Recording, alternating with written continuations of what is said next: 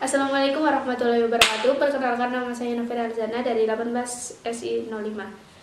Di sini ada Ayu Ramadinatu, Paskalis Andre Kusworo Jati, Muhammad Nur Rahim, dan Sonia Purnama Putri. Di sini kami akan mempresentasikan hasil kerja kelompok kami, yaitu tentang sistem penjualan perbengkelan bengkel karya nyata. Selanjutnya saya akan membacakan identifikasi masalah. Yang pertama itu, bagaimana struktur organisasi dan job desk pada bengkel motor. Dan yang kedua, bagaimana alur kerja pada setiap job desk. Ketiga, bagaimana sistem pencatatan dan perhitungan transaksi. Keempat, bagaimana cara optimalisasi kegiatan usaha bengkel. Dan yang kelima, apa saja pertimbangan dan keuntungan jika menggunakan sistem yang baru. Analisis kebutuhan fungsional.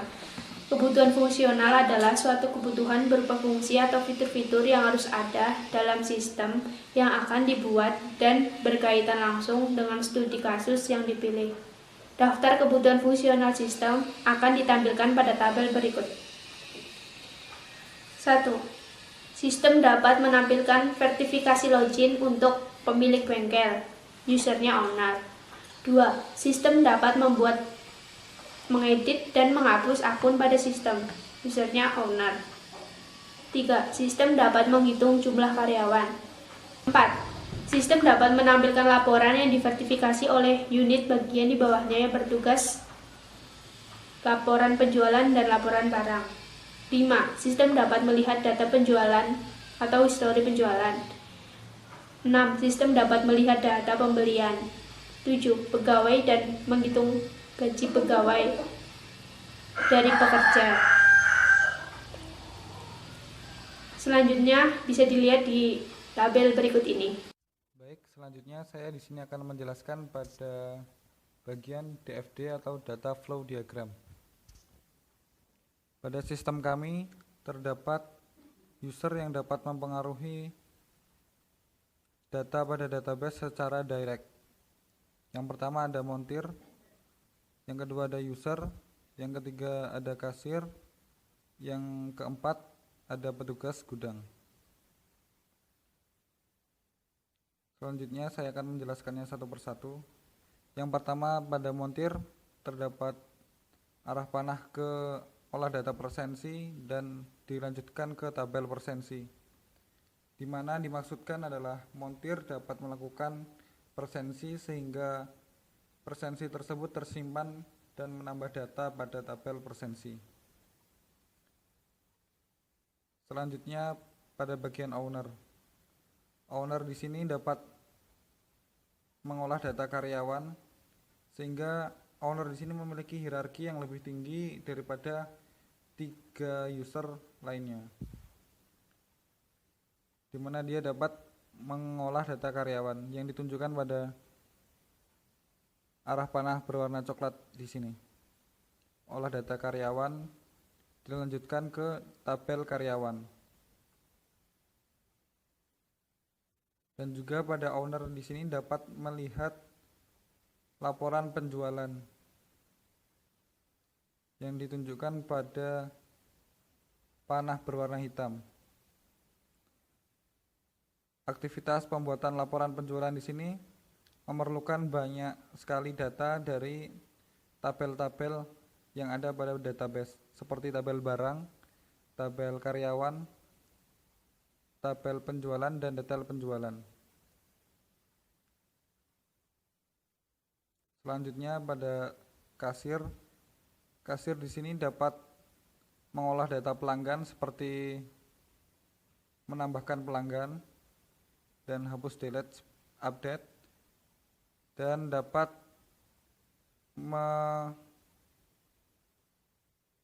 mengolah data penjualan.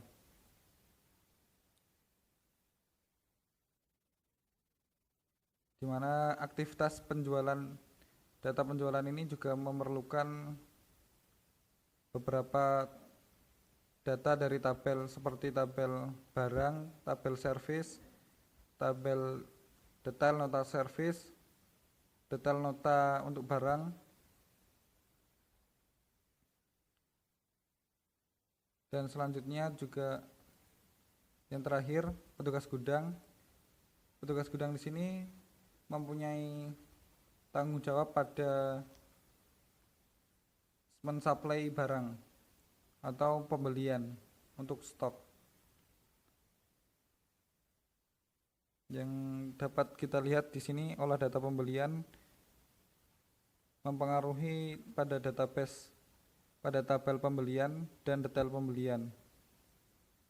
Dan detail pembelian ini jika kita melakukan transaksi pembelian, maka akan menambah data pembelian dan detail pembelian, yang detail pembeliannya ini juga akan masuk ke data barang. Kenapa setelah kita memasukkan data ke detail pembelian juga dimasukkan ke data barang? Karena untuk pembelian itu ada daftar stoknya, stok dari kita asli dari supplier, dan jika diolah data barang, stok itu dapat berkurang sehingga data atau informasi yang diperlukan tetap terjaga.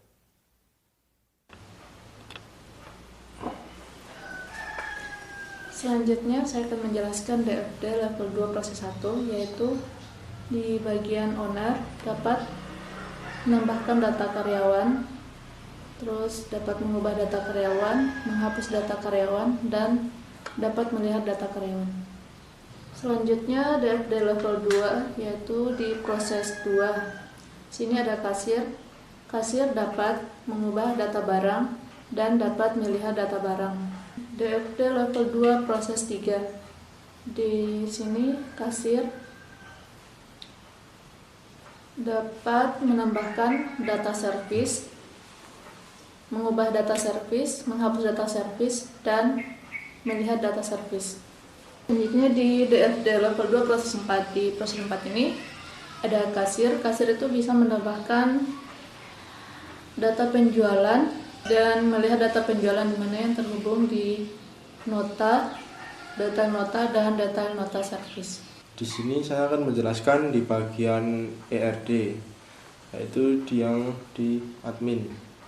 Admin memiliki atribut yaitu ID admin, nama, alamat, nama lengkap, nomor KTP, tanggal lahir, jenis kelamin, password, email, nomor telepon, jurusan pendidikan, dan privilege.